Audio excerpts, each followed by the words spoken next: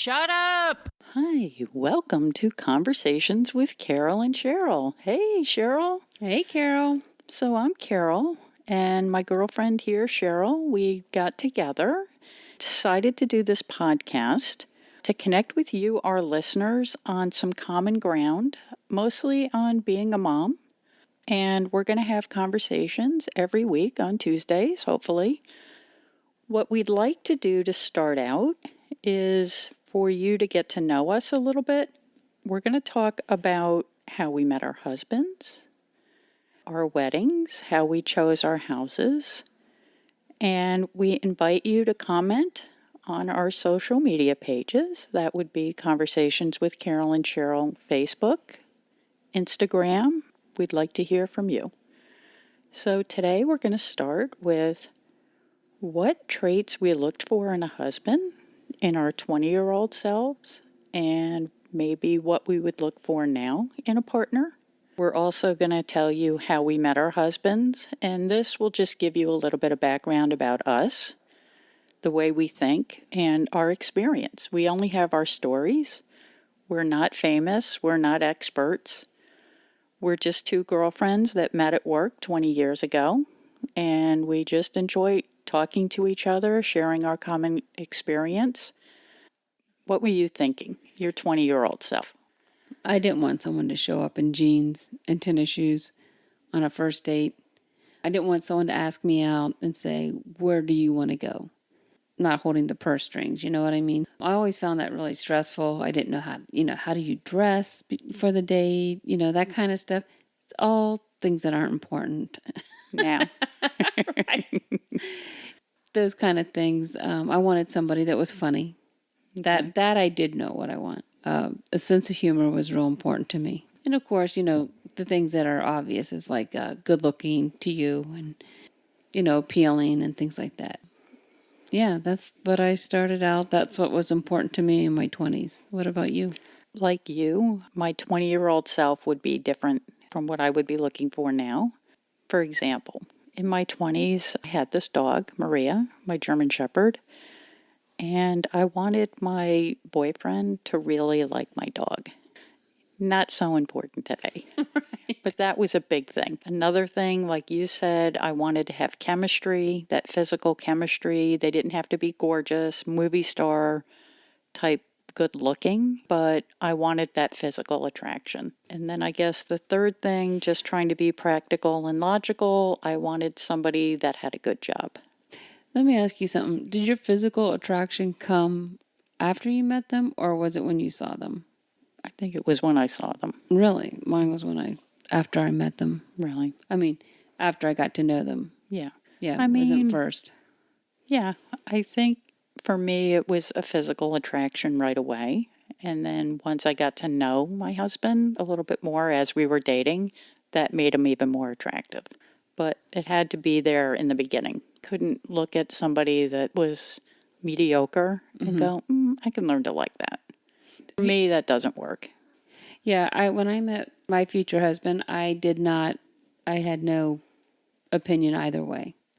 But again, like I said, for me, it was sense of humor, and it was a sense of humor that attracted me. I just think that's kind of funny for the people that end up meeting them, and then they become appealing to you after the fact. So, well, I think this is a big mistake people make. And of course, I've made this mistake. You meet somebody, you sleep with them, and then you get to know them. It should be the other way around. You meet somebody, you become friends, and then you sleep with them. I think that's a better user experience. We shouldn't be giving the cookies away right away, but we do. I do. I did. I didn't necessarily do that. That's so funny. We're so opposite in every way. Yeah. I lived in fear of getting pregnant and someone seeing me naked and being able to tell someone what I look like. I'm like, he can't walk around knowing what my boobs look like.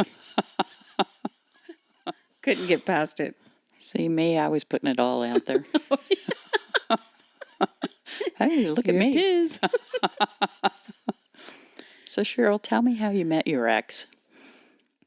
That should make people want to listen now. Somewhere along the line, there was a divorce. Well, I met him in a restaurant bar, and I was underage. I had the best techniques for getting into bars underage. They all worked. So when you say underage, how old were you? 20.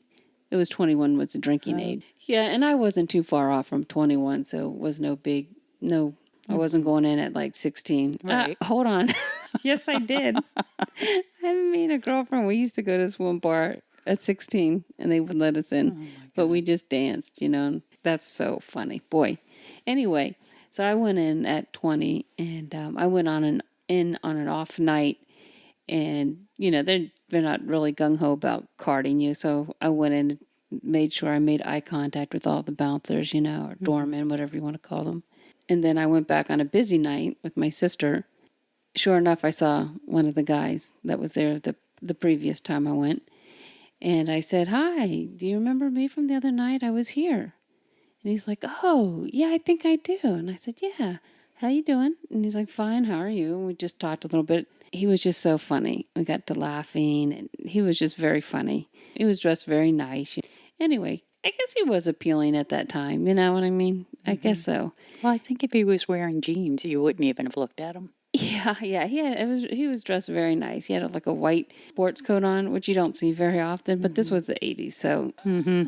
But anyway, so he asked me out. Actually, he asked me to call him, and I said no. And so I gave my number, and he called me for a tennis date, which is a horrible idea to go on a tennis date, in my opinion, because I'm so pale. And it was just very stressful. I always think you're fat. So for all you young girls out there, I don't think that's a problem now for young girls. They rock it regardless, even the ones that shouldn't do. Yeah. And that's a good thing now. But anyway, I was very self-conscious and didn't want to be in shorts with my blue veins. Your white legs and blue veins. Yeah, a beautiful sapphire and teal. Glistening in the sun, And he was Mexican-American, so he was like, it was just a real contrast. And so it was just too funny. We're scheduled for our date the next day, and he never showed up. Yeah, no call, no nothing. And then I get a call later on in the day, and he apologized, saying that his electricity went out. I guess some power outage or whatever. Not that they didn't pay the bill or anything, but a power outage. We went out on a tennis date the next day, and then we went out the day after that for drinks. And very nice, showed up at the door, just how I like, in a suit, dressed appropriately. We went out, we went for drinks. After 2, I said, "Oh, no, I'm fine. Thank you anyway." He called the waitress over, "Get her another drink." And I was inside my head going, "Thank God." Jesus. So we had another drink, and then he ends up, I guess once we got going, he pulled out his little glass drink stir, and it was hilarious. Oh, my gosh. He pulls out this glass drink stir with a little dolphin at the top and a tassel cap. Starts stirring his own drink. And just like I said, real character, very funny. So after that, we were inseparable pretty much till we got married. And we So when he pulled out this glass stir, was he trying to be super sophisticated or was it humorous? Humorous. Okay. Yeah, it was very humorous and very funny. Did he have it in like a little container? No little case, velvet case. Yeah, so wasn't your germaphobe self going, "Ew, no. What's in your pocket?" No, it was very funny, very cute. It was. I've never even heard of that. Yeah, neither had I. I've never seen anyone do it before or after. So funny. But it's a good way. Guys should pick up on that, It's very funny and an icebreaker. Definitely made you laugh. Oh, yeah. Yeah. That's great. So how'd you meet your husband? Well, I lived in this garden-style apartment, and the front window overlooked the parking lot. And I saw my future husband, Butch, out washing his Camaro. He would do this every weekend. So I was sort of stalking him, looking out the window. And he'd be out there in his cut-off jean shorts. And they were so short, like hot pants. Was his cheeks hanging out? Yeah, his cheeks are hanging out. And he's out there in his cutoffs with no shirt, his Nike sneakers, washing his Camaro. Did he have knee socks on with the three bands? Stripes? Yeah. No, I wore those. So, yeah, I'd see him out there. I would grab Maria, take her out and walk by and be like, "Hey, And he'd stop what he's doing and say, hey, and then keep going, like totally ignore me, keep working on the car, staying on task. So later, after we met, he told me he'd look for me out his window with the dog and then try and find some excuse to come out and say hello. He's like, I really wanted to ride by on my bike and fall in front of you. And that would be a great way to meet you.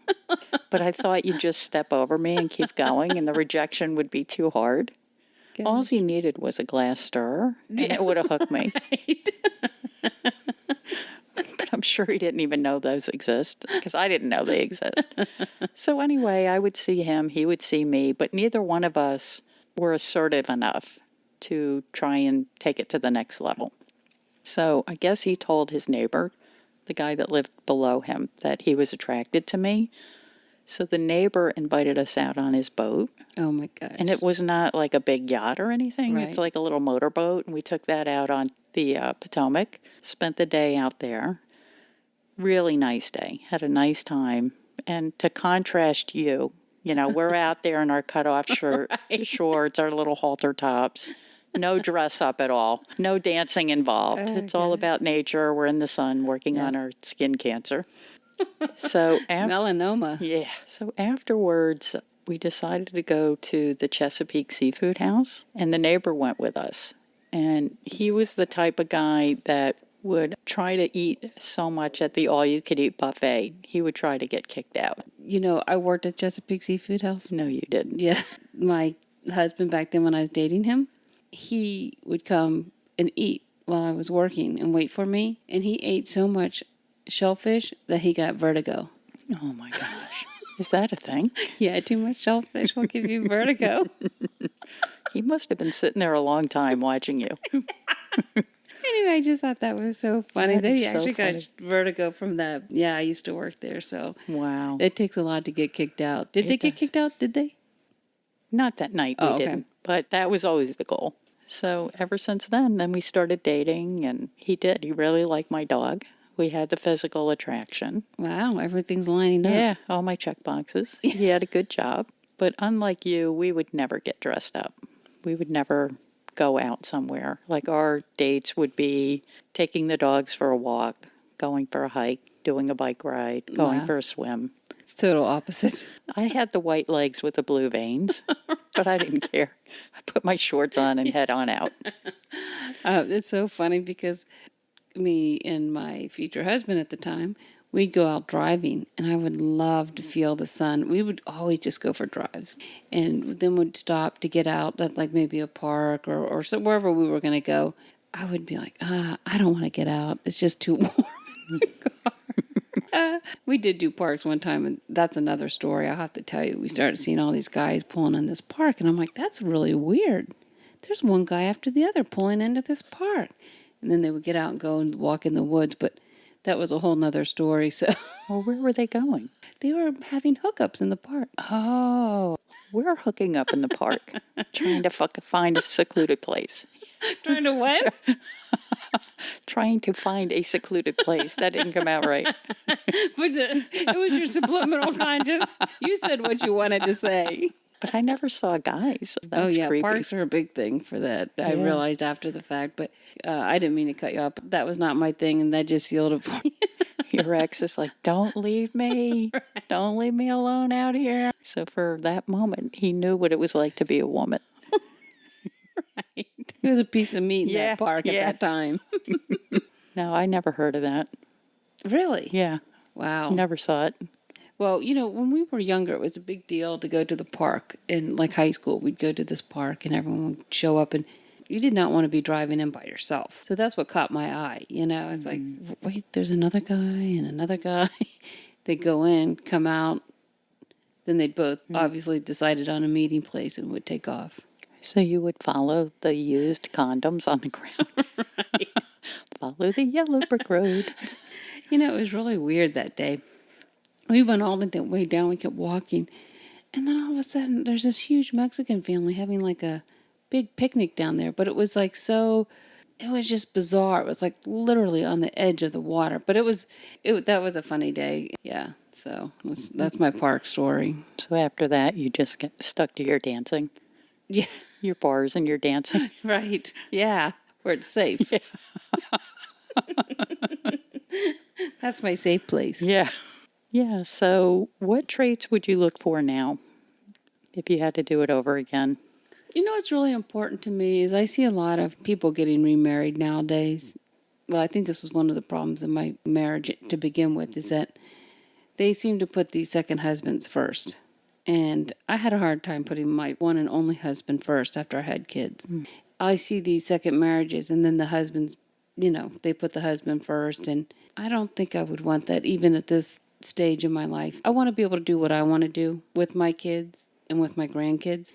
And I would want them to do that too. I want someone, so what I would look for is someone that would, sounds funny, but kind of put their kids first. And that sounds silly too, because they're not kids anymore, but they always view themselves as your kids. I want to be there for when they have milestones and their kids have milestones, and I don't want anyone telling me no, or and I don't want them putting their kids off for me. So that's a real big one for me. And then of course someone that's funny, generous, can talk to anybody about anything. They don't have to be, just well-rounded. They don't have to be like highly intelligent in one area, just a little bit about everything. Just a well-rounded person. Something that I was thinking when you were talking about the priorities. I wanted Butch to put me first in the relationship, but I put the kids first Yeah, I in did our too. relationship. I And did I too. think that's wrong. Looking back on it, that was a mistake. Well, they say that's a mistake. They say you're supposed to be husband first and then kids, but I have a very hard time doing that. Right. Because they're like big kids. And it's just like, come on. I agree with you that they are big kids, but they're also our partner, and we're supposed to co-parent with them. And if we treat them like big kids, they're going to act like big kids. It's hard for the kids to respect them as our partner. I think you have to be a united front. You're not always going to agree, but I think the kids feel more secure if you're a united front and not treating the husband like a kid.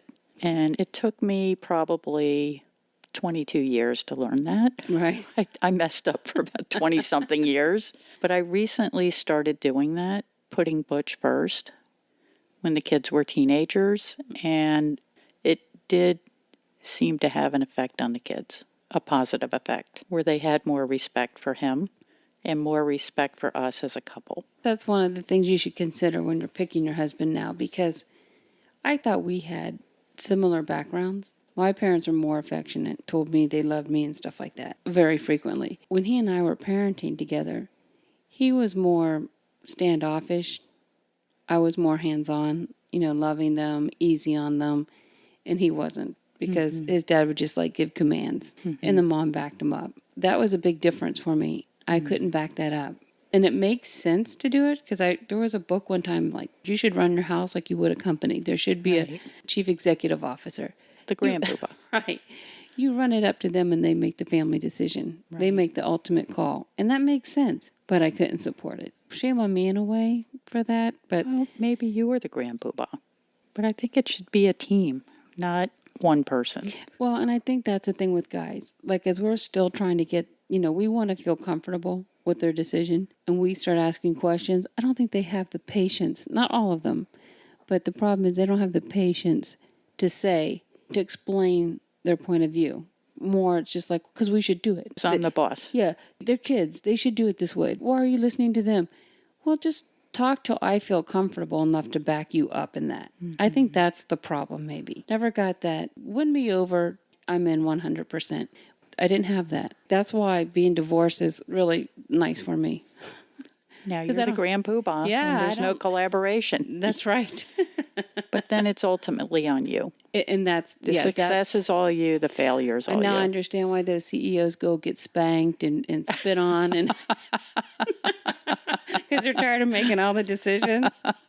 I'm just kidding. It's no, true. but I have felt that. I have, like, on vacation, like, oh my gosh, you're the planner. If you didn't pick the right place, if it doesn't go well, it is very stressful sometimes making all the decisions, but it's got its pros and cons, but that's one of them for me. I don't have to worry about that. So, but it makes sense, but I couldn't get behind it, and I don't know if I still could. I mean, it does. It looks good on paper. It looks good in those books that people write that have never been married, but they're writing the rules for marriage. But I think if you practice it and you can really have the patience to sit down and articulate it, I don't think you're supposed to agree. I think that's why you have a man and a woman, because you have that contrast. If you can sit down and partner, have the patience to listen to each other and get to the right answer, then present that to the kids as this is our decision, not the husband making the decision and the wife going, yeah, this is our decision. Right, exactly. Insert eye roll here. You're right. Like, I could definitely get behind the scenario that you just said, but not, this is his decision. We're going to go with it, okay? Don't ask me anymore. And so many things are not major decisions that you're making. It might be who's going to take the kids to practice today, who's going to go grocery shopping, who's going to pay the bills. And a lot of those decisions are being made over a text message in between conference calls. So you're not even sitting down and partnering. It's all just reacting to whatever's happening. When you're a working mom and the husband's working and the kids are going in 10 different directions, it's really hard to get on the same page. It's exhausting to sit down and try and work it out. It's easier just to give in. It's either easier to give in to the more dominant person, or one of my great tricks is let him have his way and then be passive aggressive, make him pay. I think that's a trick. You and whatever, 7 million women have that. Yeah. Not tonight, babe. I have a headache. Just not feeling it. You should have let me pick the restaurant tonight. Sorry. But yeah, that's what makes it so difficult. But I can see in your traits what you're saying, to at least have an agreement on the priorities. Yes. So, Cheryl, we're getting up to the end of our time. This is always great chatting with you. Yeah, you too. I enjoy it. That's why we did it, right? So I'm thinking for some of our takeaways, I don't know, for me, I think life is about choices. And when you're choosing a husband, I think you want to choose carefully. It's not something you want to run right into. I agree. And also try and become friends first before you sleep with the person. Easier said than done. But I think, like what you were saying, the person's more attractive if you have that connection that's beyond physical. And lastly, I just want to invite our visitors to our listeners and visitors. Right. You came up with a new word, visitors. Yeah, visitors. Those are the voices in my head, the visitors. Our listeners to comment on social media, Conversations with Carol and Cheryl on Facebook and Instagram. We'd love to hear from you. What are your traits that you're looking for? Do you agree there should be collaboration with the husband and wife? Should there be a Grand Poo Ba? Let us know your thoughts. What traits worked for them? What made their marriage strong and lasting? On a side note, I have a friend. I'm going to be attending her funeral. They died 15 days apart. And she found love notes that they wrote to each other, all up to the end. I mean, if I had say someone had a great marriage, it would be this couple. Yeah. Can you imagine? What a find for the kids. Yeah. She read them to her mom when she was dying. She went through all the ones that she found, and she just read them again to her. That's really special. Yeah. And they're in the same urn together. Isn't that cute? That's really cute. Too bad you don't hear more stories about that, though. Anyway, it's usually more of the, he hit my car while I was driving. Yeah. Did they have hate notes, too? No, but you know what? She put him first and then the kids. So there's something to it. I just can't do it. I know. I hear you. It's hard. All right, Cheryl. So our next episode, what are we talking about next week? We're talking about our weddings. Ooh. Yeah, how we decided just to say hell with it. Let's do it this way. Yeah. At least on my part. And how you came to your wedding and our decisions on it. All right. Well, I'll look forward to that. Thanks, everybody, for listening. Thank you.